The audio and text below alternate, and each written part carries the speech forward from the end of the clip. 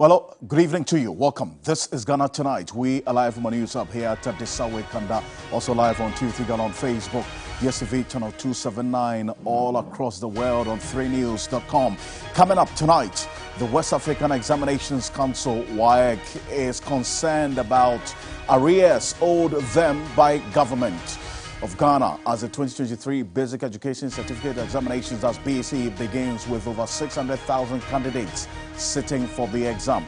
We'll tell you what's happening. Stay with us. Also, the Economic Community of West African States, ECOWAS, to invade Niger as ultimatum ends. We have the trajectory of the situation in Niger and what experts are saying and how that is also possibly going to impact on the prices of onions in Ghana if things continue. Stay with us. Also, a 35-year-old man is in remand for allegedly defiling minors in Wa tonight. We're in the Upper West region for a detailed analysis of this particular story here on Ghana Tonight. There's been some reactions already from Child Rights International, but Tapia is going to be joining us as we have a conversation on this. As always, we're very, very interactive. Let's hear from you. The hashtag we're using is Ghana Tonight on Facebook, Twitter, and Instagram. Connect with us and let's get talking tonight.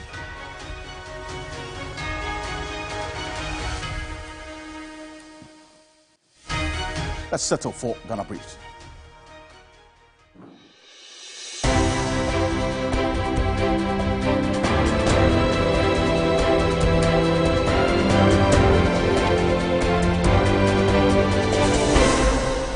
The start of this year's Basic Education Certificate examinations has generally been smooth, except for the Setra Afram Plains district of the Ashanti region, where a river overflow affected transportation of examination materials. No casualty in terms of absentees or somebody's falling sick. We decided on the smooth route. So we are only hoping and praying that at the end of it all, everything will go on smoothly as planned. What we are doing is not different from what WAEC has asked us to do. But we make sure that we have recruited men and women of integrity to invigilate and supervise over the children.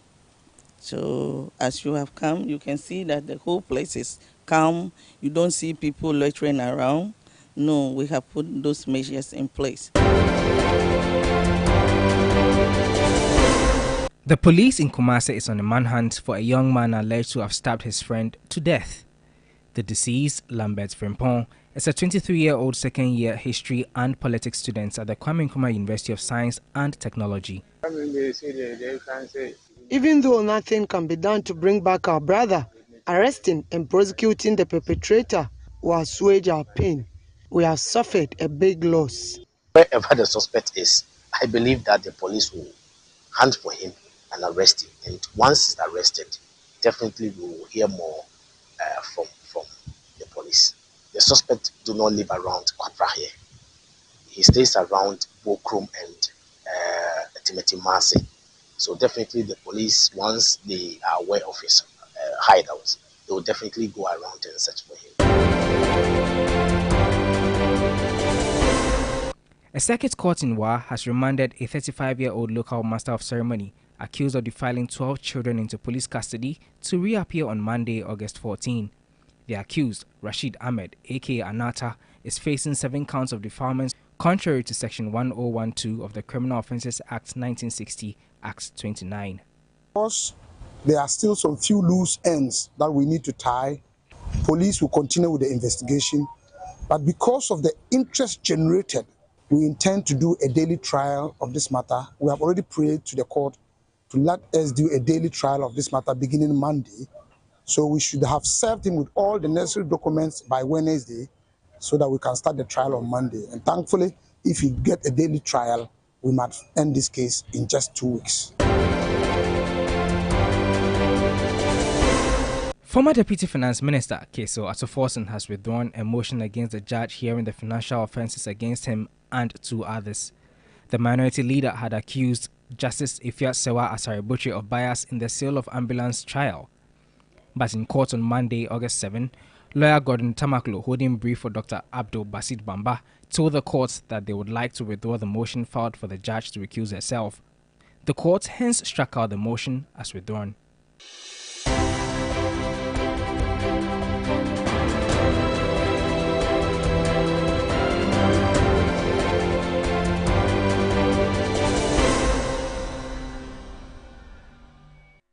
Well, there's more news on 3news.com. Make some time and visit 3news.com. Coming up next here on Ghana Tonight, the West African Examinations Council is concerned about the arrears owed it by government of Ghana as the 2023 Basic Education Certificate Examinations, as BCE, begins today with over 600,000 candidates sitting for the exam.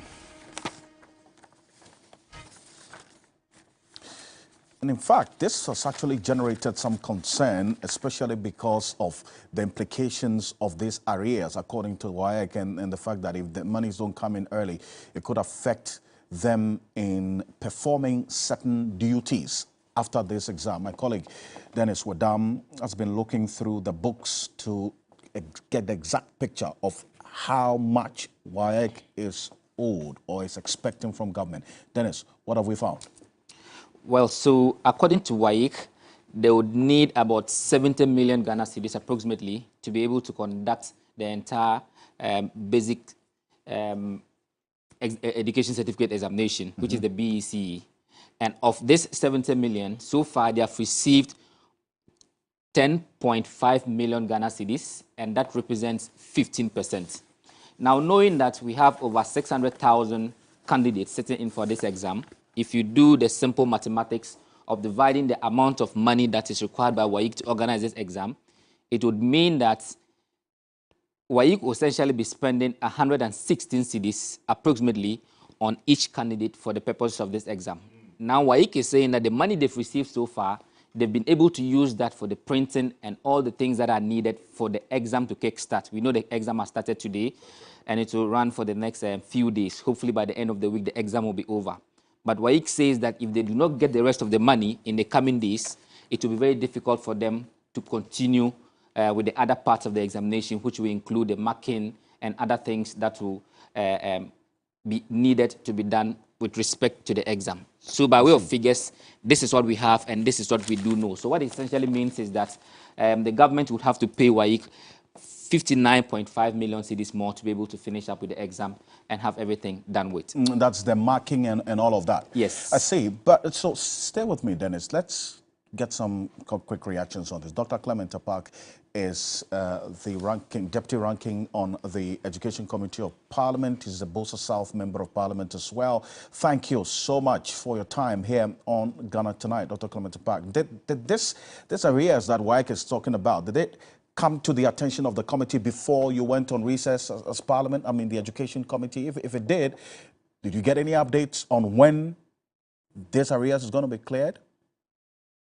First of all, this never came to the committee, but those of us on the NDC side in Parliament, we raised the issue by addressing the press in Parliament, calling attention to government's indebtedness to WAEC and outstanding arrears. Going back to last year, government then made us aware that it had made provision, as announced by the Deputy Minister for Education, Reverend Tumfojo, for WAEC to be able to undertake its obligations. So it comes to us as a shock and a surprise that WAEC is now telling us that, contrary to what government had indicated, only a paltry 10 million out of about 70 million has been provided. So we would like to call government to immediately make the resources available to WAEC, because if that does not happen, after the papers have been written, they wouldn't be marked and they wouldn't be graded. This is a very dire situation that calls for urgent action by government. I see, but also, if you knew, I mean, that there was a situation, but then WAEC came out to say something to the contrary. Now this has come up. You are on recess as Parliament, though, but then again, the question is, what can be done to ensure that the fears that WAEC is expressing, that, look, if we don't get this money, we can't even mark the papers, would not materialize? So, and I fail to understand why, year in, year out, budgetary allocations are made and approved to support all the 3 tiers of education. And yet, in particular, government seems to shortchange basic education. As we speak, computation grants are in arrears of 7 terms. This is the equivalent of 2 years and more. And as I've said, time without number, these are the monies that head teachers use to procure chalk, attendance registers, to fix broken down doors and windows, to fund culture and sporting activities. And so to think that government owes capitation grants in excess of 2 years is unconscionable. This cannot be acceptable. Again, it is not just in the area of capitation grants. Government also owes those who were contracted to produce textbooks to complement the new standard-based curriculum. And because of this, the publishing houses have not been able to produce sufficient books to supply to our public basic schools. So as we speak, not even one public basic school in Ghana has a full complement of textbooks based on the new standard-based curriculum. So you ask yourself this, is government truly serious about education in this country? And if government is serious, that seriousness ought to be demonstrated by government meeting its obligations as far as basic public education is concerned. Okay. We are not seeing that. It is time for teacher unions, it is time for parents and civil society organizations to call government out for failing to meet its obligations as far as public basic education is concerned. We cannot tolerate this type of conduct from a government which we pay our taxes to, which has an obligation to ensure that teaching and learning at every level, and in particular the basic level, goes on smoothly. Okay, but we are not seeing that. Dr. Clement Park, what has the precedence been, okay, in the timeous release of funds to WAEC to finance this BEC in the past? How has it been? Because anytime this comes up, in fact, the reaction from the Education Ministry is that, look, this is not the first time.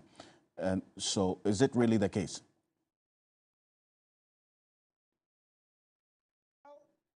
While it is the case that there's always been a lag between when WAEC undertakes its obligations and when government, makes payments, we are seeing a rather exacerbated situation where now WAEC is even making it clear that the government does not move very quickly to add more to the 10 million Ghana cedis given to WAEC. WAEC will not be able to fulfill its obligations in terms of conducting the exams, getting invigilators to invigilate, getting supervisors to supervise, and getting examiners to mark the scripts and to prepare the results. So the current situation is unprecedented, to say the least.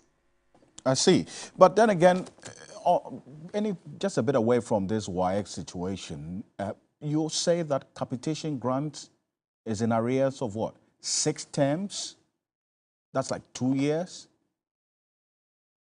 In addition to this term, it's 7 terms in arrears. 7 terms. That is how dire the situation is.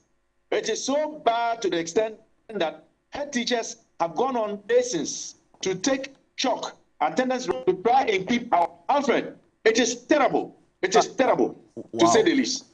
But did you as MPs or the Education Committee at any point get any updates on when this capitation grant is going to be paid, the arrears? Because if it's 7 terms, that's, if you have 3 terms in a year, that's like 2 years, a little over 2 years, right? And the headmasters, from what you're saying, are borrowing, taking loans to run the school. Did you get any updates? Well, we raised the questions, we filed a number of questions. And in fact, believe you me, the finance minister, when he came on the 31st of July to present the media budget statement, actually sought to boast to the effect that capitation grants had been increased. And I said, no, you can't say capitation grants have been increased when in fact you owe and you have not paid. And as a result of those arrears, head teachers are struggling to keep public basic schools running. So I don't know why this government, and in particular the finance minister, can talk the talk, but they don't walk the walk. Why do you come and tell us that because of capitation grant and the increase in the grant, this has increased enrollment. One at the same time, we know that for the last 2 years, you have not remitted even 1 pesewa in lieu of capitation grants. So they are not being honest. They are being deceitful. And I think very soon the chickens will come home to roost. Very soon the headmasters would refuse to take loans. And in fact, parents are going to have to bear the brunt. In some instances, as we are beginning to pick up across the country, parents are funding basic education for their wards, when that shouldn't be the case. Dr. Clement Park, I appreciate your time here on Ghana Tonight and this detail as well. And this is an issue that, in fact, we're going to take quite seriously and keep the steam on this capitation grant matter. But let's stay a bit further with the BEC, because there's another issue that's also developing in there. Dennis, you've been looking at the numbers in terms of the breakdown and also the past, how the situation has been. What are we looking at? Well, so we've been looking at the numbers over the past 10 years, and this is kind courtesy African Education Watch. They put this together, but when you look at the data, there's a lot to say about it. But the first striking thing that you see about the data is the fact that when you look at this particular year, where you have over 600,000 candidates sitting for the exam, you would see that when it comes to the female representation, you have over 300,000 candidates sitting for that exam this year. I see. And that represents 50.01. When you look through the previous years, like I said, at least for the past 10 years, you would see that this 50% is the first time it is occurring. So it means that for this exam, we have females being more than males sitting for the exam, at least for the 10 years that African Education Watch has done this. Mind you, the BEC has been going on for the past 33 years, but this is just for 10 years. I see. So that's a very good context that you put in. The other thing that strikes us when you look at this data is the growth year on year. So when you look at the year on year growth on totals, you'd appreciate that from 2014 to 2015, no, 2013 to 2014, the difference was 8.5%. It means that there was an increase of 8.5%. The following year, it increased by 3.5%. It increased again by 5.2%. There have always been increases, except that when you look at the increase this particular year, it appears to be the second, or in fact, it is the second highest increase within the last 10 years. I see. So that is also something that stands out in this particular data.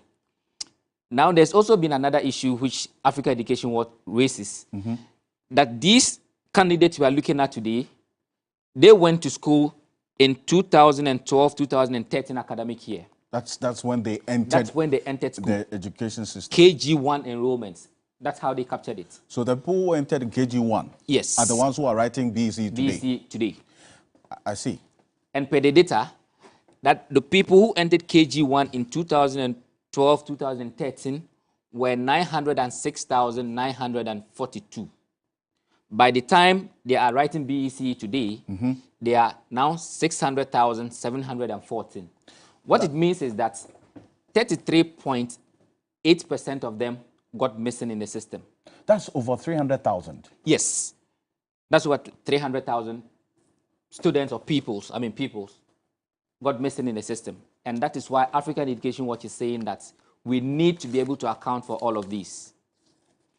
Interesting point. Now, there. for the girl factor that we are looking at, at the time they were in KG1, the girls were 450,474. By the time they got to JSS 3, now today they are writing their BEC, they are over 300,000. What that also means is that in their case, 33.3 of them got missing in the system. That's about over 150,000 girls who started KG1 in 2012 and should have been part of this group. Interesting. So when you continue to look at the data, this now talks about the percentage growth or increases per the male and the female factor. So when you look at the blue indicates the male, the ash or gray, depending on how you are looking at it, indicates the female. So you would appreciate that So when you look at the growth, actually, so the lines are the zigzag lines. When you look at the yellow line, that indicates the growth for the male. And then the red is the female. So you would see that from 2014, the female growth appreciates. It appreciates again to 2016, then declines in 2017. It appreciates in 2018, declines in 2019, remains a bit stable around 2019, 2020, goes up in 2021, dips in 2022, and now shoots up again in 2023. So there's a lot to say about this. It's more like a zigzag, but now we happen to be at the upper part of it. So this is the data that Africa Education Watch put together with respect to BECE as it is in the last 10 years. 10 years. I see. Interesting stuff there. And then Dennis, because there's some last two that you show, but Kofi Asare is joining us because that's the source of this data, is it not? The Africa Education Watch, Executive Director of Africa Education Watch. Kofi, thank you so much for joining us on Ghana Tonight. First of all, that 300,000 gap we see, I mean, in 2012, what you showed us that the children or the pupils who are sitting for the BCE today who entered KG in 2012 was 900,000. 600,000 are sitting now. With your research, were you able to identify what had accounted for the rate of fallouts that led to this 300,000 not sitting for the BEC today? Well, our analysis of the survival, the core survival of the current batch of students undertaking the BEC, writing the BEC, suggests that, yes, between 2012, when they enrolled in kindergarten 1, and 2023, that's today, the number has reduced from 900,000 to 600,000. Numerically, the implication is that 300,000 have left the school environment or the education system because they are not writing the BCE. Bear in mind that Ghana's basic education system does not end without one writing the BEC. And so the meaning is that they have not finished basic education. We are worried in the sense that it gives the impression that about 33% of our students are not surviving within the 11-year basic education journey, even though they start. And that is a great source of worry to every education system, including Ghana's education system. We are aware that some may have meandered to go and pursue international programs like Cambridge, International Baccalaureate. Some may have traveled. Some may have unfortunately died.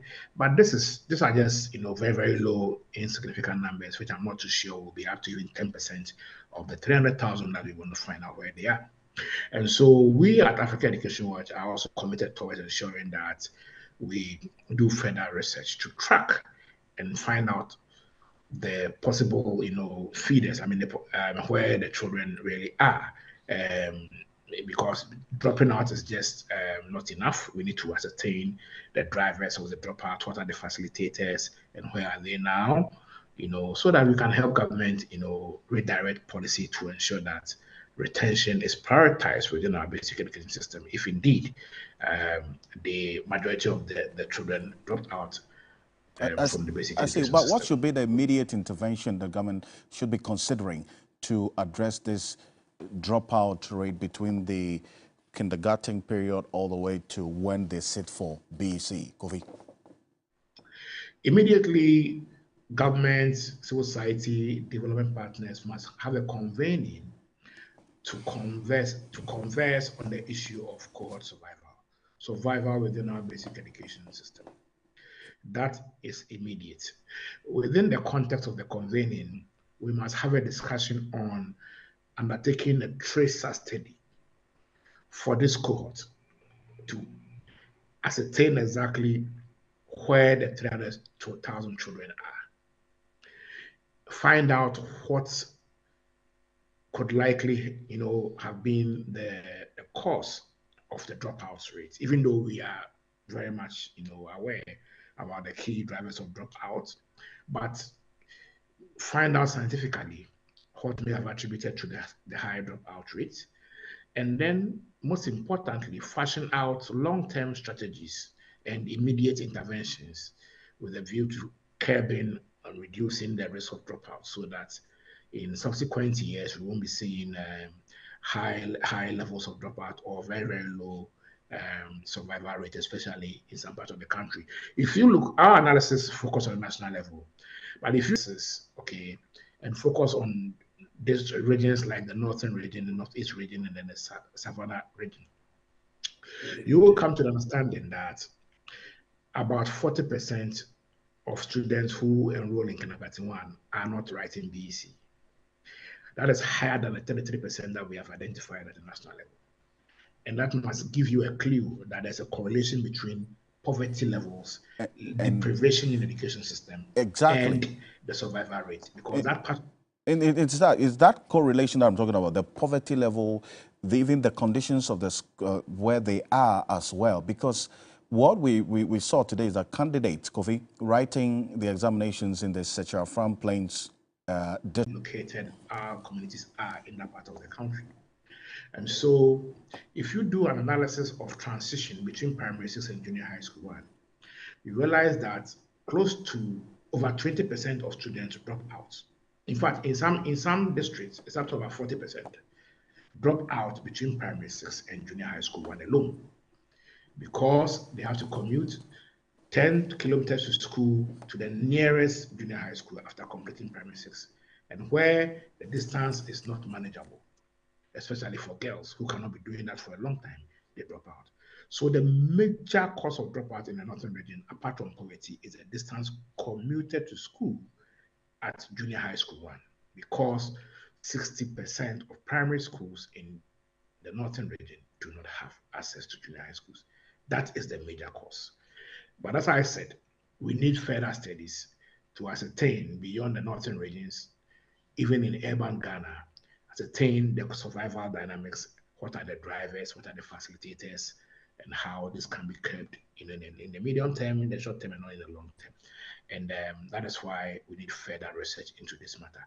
This is a matter that must concern everyone, because it lies at the heart of the objective of free compulsory universal basic education, which is not just a policy, but a constitutional provision. And so we must all be concerned that close to 33% of our children who, according to the ministry's data, started kindergarten 1 in 2012, did not write to the BCA this year.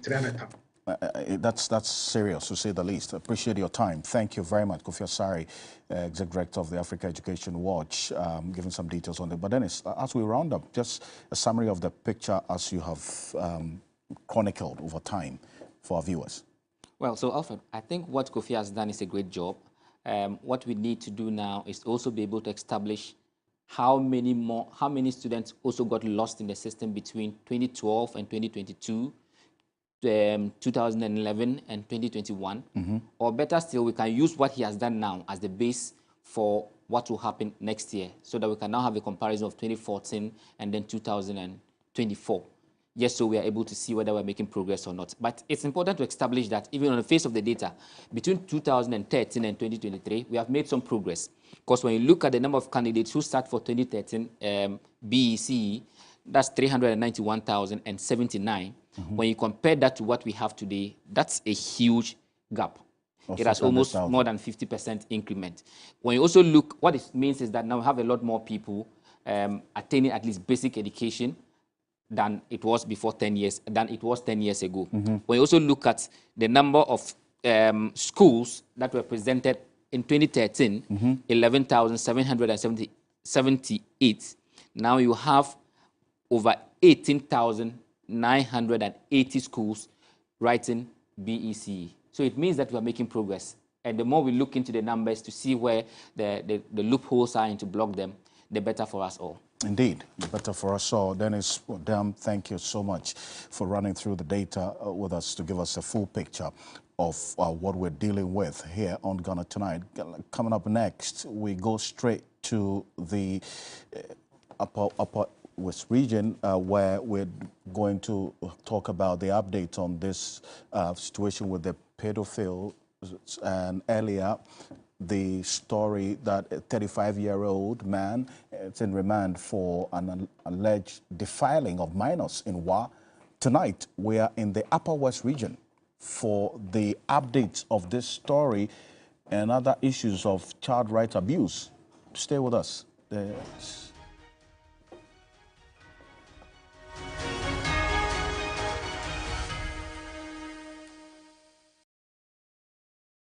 Gentlemen, we're going to demonstrate to you the superior properties of Flamingo paint as compared to other paint brands on the market. We take equal quantities of Flamingo paint and this ordinary paint. We then dilute them with water. And now, let the test begin. The gentleman on the left is going to apply the ordinary paint, and the gentleman on my right will use the Flamingo superior paint. As you can clearly see, Flamingo has the obvious better hiding. Furthermore, Flamingo has painted a much larger area.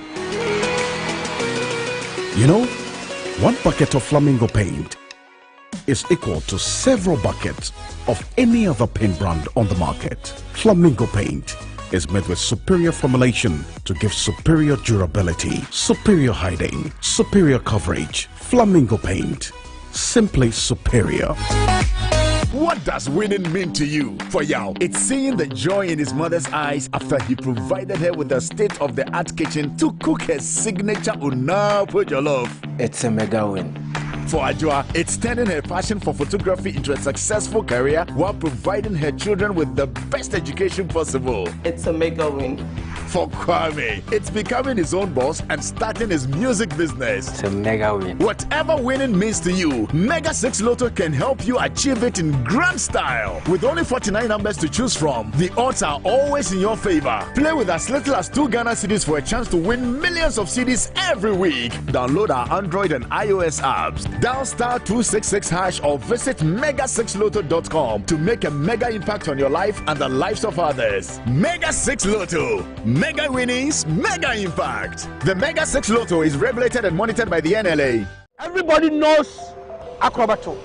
And if you know Acrobato, it means you know M-Punch Homeopathic Clinic. M-Punch Homeopathic Clinic is my pillar. Let's hear what others are saying about M-Punch Homeopathic Clinic. Who will be careful M-Punch one?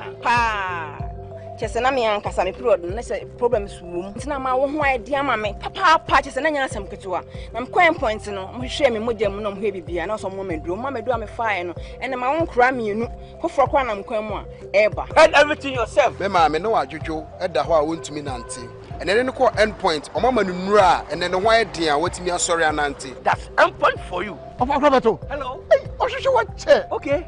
A free bra wo di end point wa dance am me ko ye no me Johnson sema na enkoyie e paso na ma yemre nyina na magina sebema na me no be fie for de e ho na nyina jaresa. You heard everything. I have secret. M-Punch is my secret. M-Punch Homeopathic Clinic. I'm free. Hey, what do you do with some cool $2,000? Okay. Here to Win game show is exactly what you need.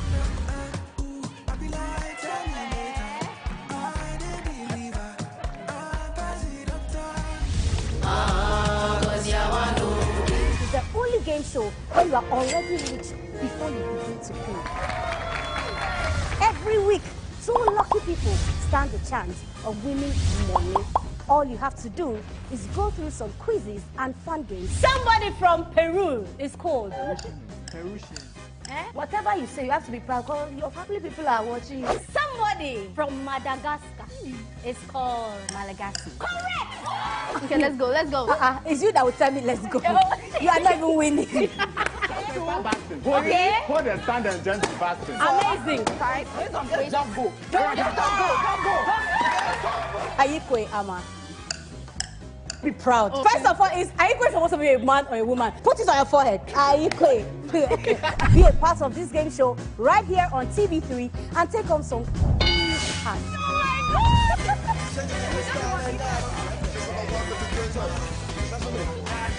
Come join us on Here to Win game show where you win it all. Hey, yo, mama. Hey, mama. Hey, yo, mama. Hey, mama. Here to Win. Here to Win, premiering on Saturday, 12 August at 8 p.m. on TV3.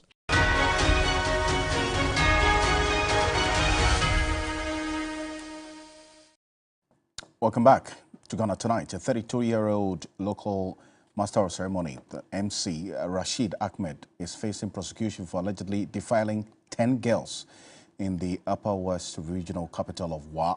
He is currently facing a total of 10 counts of defilement and indecent assault of a minor contrary to Section 10 and 103 of the Criminal Offences Act. The prosecution has told the Wa High Court the accused lured the victims after becoming acquainted with them. Let's hear from the state attorney on this particular issue. Now, Saeed Abdul Shakar is the principal state attorney who spoke to the media after today's court proceedings, and my colleague Ibrahim Wangara was there for us. Take a look. Today, the alleged pedophile was arraigned before court and charged with 11 counts of sexual assault on minors between the ages of 10, 11, 13, 14, and the oldest was 15 years. Immediately, the matter was reported to the police. The accused person took a flight from the jurisdiction.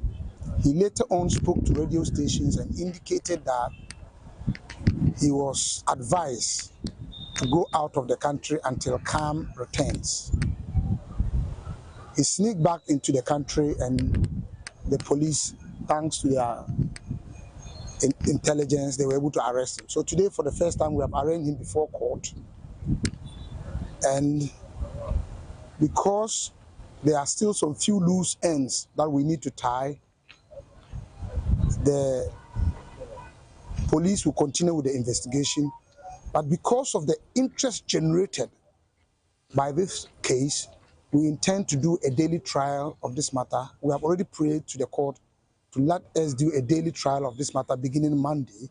So we should have served him with all the necessary documents by Wednesday so that we can start the trial on Monday. And thankfully, if we get a daily trial, we might end this case in just 2 weeks. He is a flight risk. Somebody who has left the jurisdiction before, we cannot be sure he will not escape. Considering the gravity of the offenses and the punishment that is likely to be meted out if he is convicted, we are talking about a minimum of 8 years and a maximum of 25 years for each of the counts. If we succeed in our case, he might be going in for a long time. So if the court allow him on bail, we might be left holding the cheeky end of the stick. We might not get him to trial. And we also say that it is in his own interest, because the anger, you can gauge the anger in society. You can reach out to it. You can see that people are hungry. For over 15 years of practice as a lawyer here, I've never seen this number of persons in court before. And this is the first time I've seen almost the entire society at court. If such a person is turned loose, we might not even get him to try, because people might take the law into their own hands. In order to prevent that situation, we pray the court to keep him in custody and keep him until we end this trial.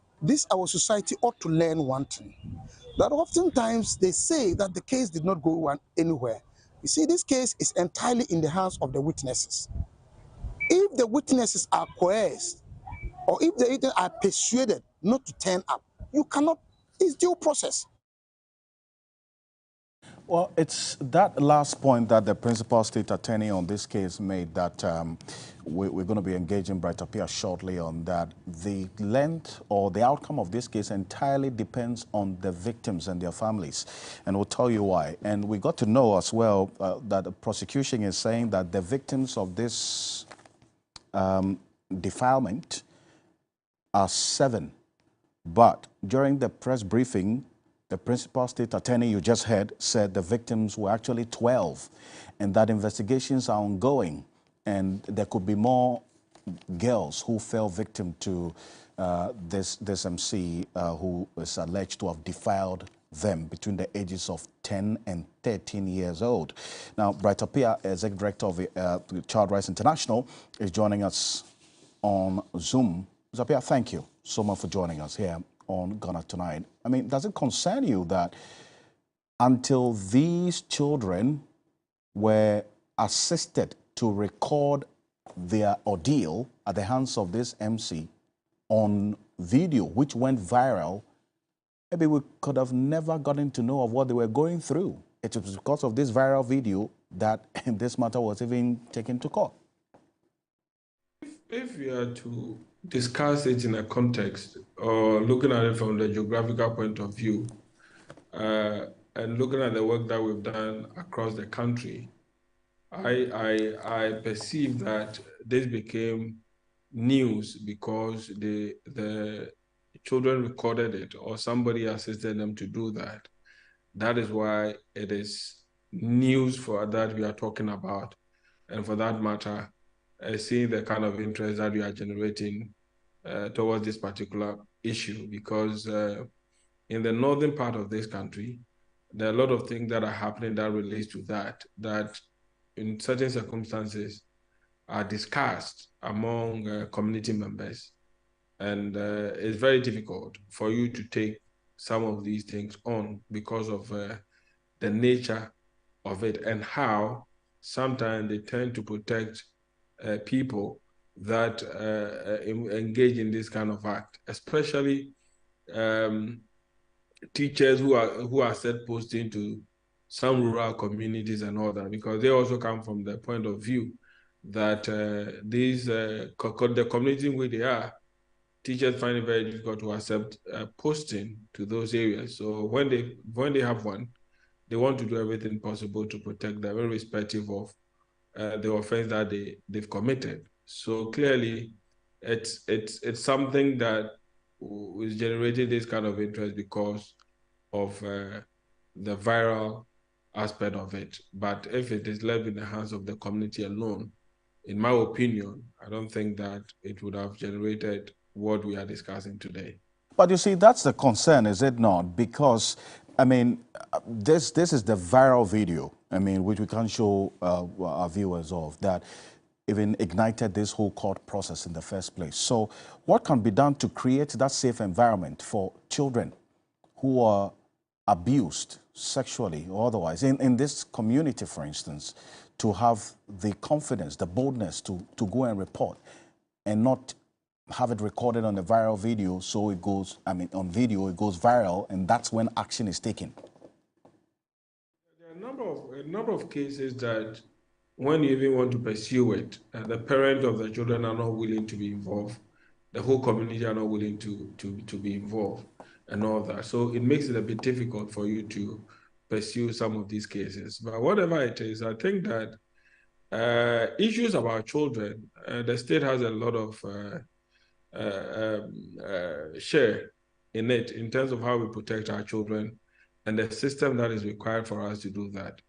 And we expect that everything will work mechanically to ensure that the protection of children are done in a manner, not only when issues has happened, but also to look at the preventive aspect of it. So if we are experiencing some of these things, and we know that our safety net is so weak that we will not be able to provide some of these services, then there's a need for the state to also look at legislations that would enforce prevention. And in this case, if you are talking about prevention, you're also talking about empowering the community members to have certain level of understanding to approach issues that relate to children in a manner that will not escalate to a level where they would also be looking at their interest in order to protect the image of the community. In most cases, it's about the image of the family, the image of the community, and even sometimes in school or churches and all that. So the emphasis should be on what do we do to prevent, or what do we do to ensure that community members have some level of understanding on issues of child protection, so that when people are taking steps, we can quickly deal with that. The other aspect of it that I would look at is how active our system should respond to issues relating to children, and the kind of punishment regime that needs to be spelled out clearly, so that when it happens and we find it in the safety net, all the institutions that are in there will be able to perform their duty clearly in a manner that would also serve as a deterrent to those who commit such offenses. And in such cases, I lay more emphasis on the decision of our court system and what they say, because at least our legal system is not only about looking at criminal cases, it's also a policy-making institution. So sometimes within their legal powers that they should be able to make a statement that will inform policy so that in design of our framework, we can follow some of these. In fact, it is on that particular law bit, Mr. Pia, I recall that some 14 young boys were sodomized by a teacher in their community, right? This was a couple of years ago. Now, it had to take some NGOs who had to take up the bills, the medical bills of these young boys who were sodomized. So there's a system failure there, and you are also pointing to a certain failure or deficiency in the law as well. How should this be addressed?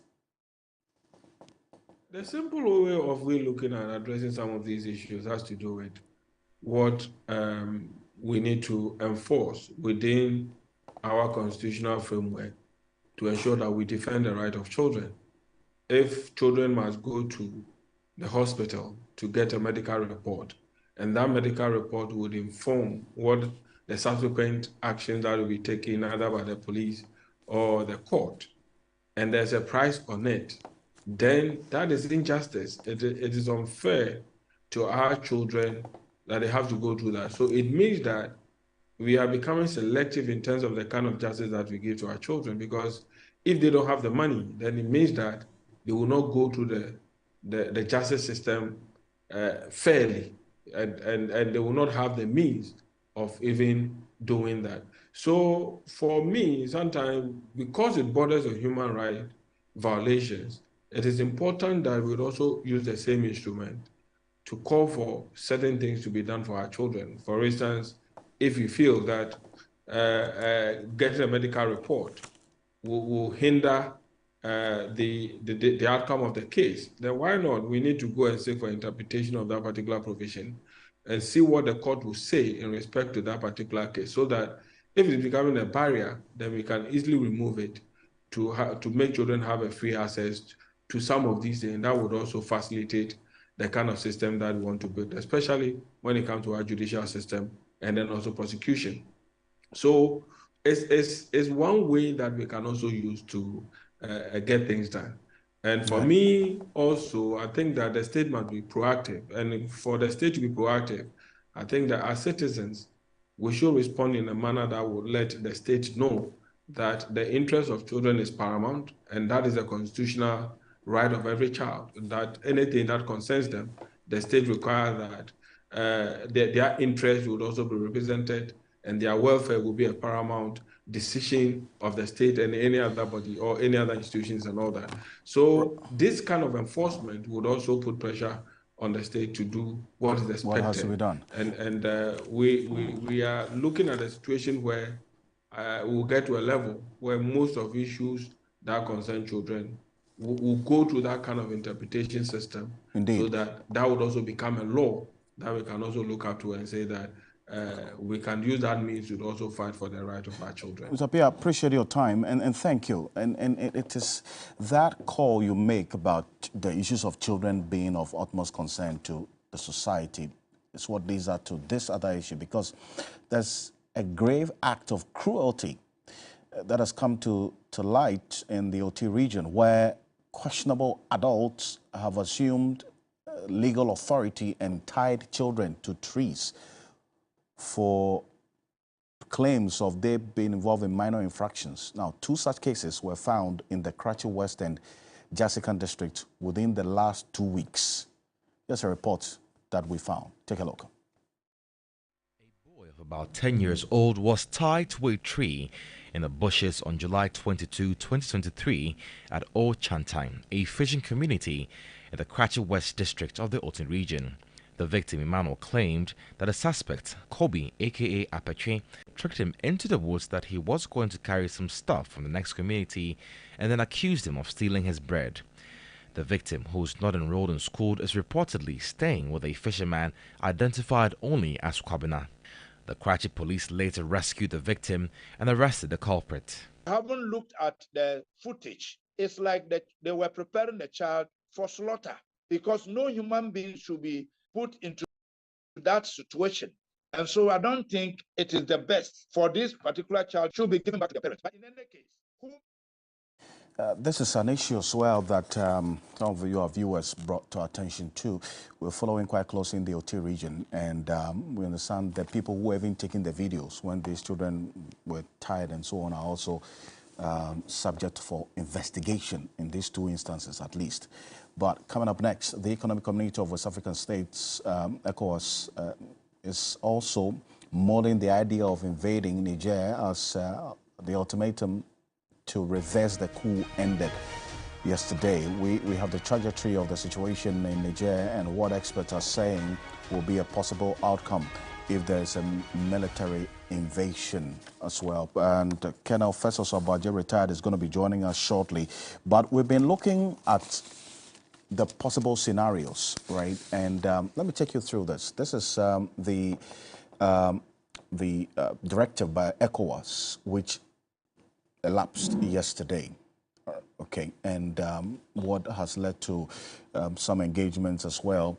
On Thursday, we understand. Now, ECOWAS demanded that President Mohamed Bazoum remains the legitimate president of Niger, and then also called for the release and reinstatement of the president, and also rejected any form of resignation that may come from His Excellency President Bazoum. And also, ECOWAS affirmed that they were going to use all measures, including force, to restore constitutional order in Niger if demands are not adhered to in a week. The ultimatum is in a week. Now, closure of land and air borders between ECOWAS and countries, that's ECOWAS countries and Niger. It is this one, the closure of the land and air borders between ECOWAS countries and Niger, which is also having some ripple effect. And I'm going to tell you shortly. And the other one they talked about was institution of ECOWAS measures as well. And the immediate measures they've decided to take is a freeze of assets of Niger in ECOWAS central banks, also a freeze of assets of Niger state and the state enterprises and parastatals in commercial banks, also the suspension of Niger from all financial assistance and transactions with all financial institutions, a travel ban and asset freeze for the military officials involved in the coup attempt, including their families. These are the measures that ECOWAS immediately has taken against the coup in Niger, and that's generated some reactions as well. Now, on that particular closure of the air and land borders, here's what we're finding out. Ghana is one of the biggest importers of onions from Niger. In fact, from the last data we checked from OEC, in 2021, Ghana imported $33.1 million of onions, mainly from Niger. In fact, just from Niger alone, 21.7 million in that particular year, and then China, 8.3 million thereabout. Now, I want you to take a look at what's happening to the onion importers who were set to bring onion to Ghana. They are stuck as a result of this. Take a look.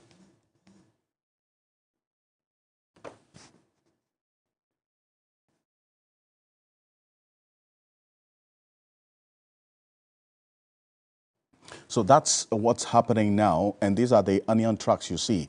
And the last time we spoke to some of the drivers of these onion trucks, a number of them are going bad as a result. And because of the closure of the land borders, they are unable to transport the onions from Niger, and they've been able to move to Burkina Faso. And there's a closure of the border as well there, and so that is impacting. These are almost, from the last time we counted, 70 trucks carrying onions. That's what you see there. And a number of them are en route to Ghana. And from some analysts, if this continues, it could possibly influence the prices of onions on the market in the coming days, and that's quite concerning. Colonel Festus Obwaje is a security analyst, is joining us. Colonel Festus Obwaje, retired, thank you so much for joining us here on Ghana Tonight. First of all, I want to find out your thoughts about what's happening now, especially because after this ultimatum elapsed, ECOWAS is mulling the idea of possible military intervention in Niger. Well, I toyed around with about four possible scenarios. One is very easy, that the initial ECOWAS attempt doesn't succeed without too much of fighting, because the CNSP, the Council for Safeguarding the Homeland, are able to, mobilize public opinion and resist the pressure from the ECOWAS, the AU, the international community. So they remain in power. And ECOWAS is left with no other option, than to, find a way of engaging with them. Because if they pursue that, they might, suffer some catastrophic failure. And or they will jeopardize the attempt, by the 3 Francophone countries, Guinea, Mali, so actually for Guinea, Mali, Burkina, and now Niger, they will jeopardize their efforts against the fight against terrorism by the jihadis. And under this scenario, I see the possibility that Niger can leave maybe 2 or 3 of the sub-regional, security arrangements that we've entered into. One is the G5 Sahel, although that is not very likely, because Mali and Guinea and Burkina Faso are all part of it. In fact, already we understand a delegation from the military government of Mali and Burkina Faso have expressed solidarity with the Niger coup leaders. How does that impact on ECOWAS's front in going into this meeting on Thursday? The case of Macky Sall, we never heard a statement from ECOWAS condemning Macky Sall for trying to re-engineer the constitution to go for a 3rd term and make the argument that all the time that I have already served are not part of the new constitutional provision. ECOWAS didn't say anything. We have the case of Alpha Condé, which instigated the coup in Guinea. ECOWAS didn't say anything. We have the case of Côte d'Ivoire, right? Ouattara, who also re-engineered the constitution to go for a 3rd term. And indeed, Ouattara has said that he's only going to leave the political scene if Laurent Gbagbo and Konan Bedie, also state that they are going to leave politics. Then we have the case of Togo in 2015, where the sitting president re-engineered the constitution and washed away or washed out all that he had served as belonging to his father, and so starting a new term. And all that the ECOWAS said was, that's to the opposition. Okay, allow him time, and then after that he goes away. So ECOWAS is being inconsistent, and ECOWAS is being indiscriminate in the application of the same protocol. The protocol on democracy and good governance of 2001. And that is a challenge. Don't let us forget that we have this onion trade with Niger. Exactly. And that's where the concern is. And Colonel Festus Obwaje, really appreciate it. And this is something we're keeping an eye on, this onion situation, and with the drivers as well. We will definitely be touching base tomorrow and do an impact assessment of that. Appreciate your time. Colonel Festus Obwaje, retired, is a security analyst. Thank you so much for staying with us here on Ghana Tonight. Join us same time tomorrow for some more. I'm Alfred Ocansey. Have a good night. Ghana Tonight is brought to you by Flamingo Paint. Superior durability, superior hiding, superior coverage, simply superior.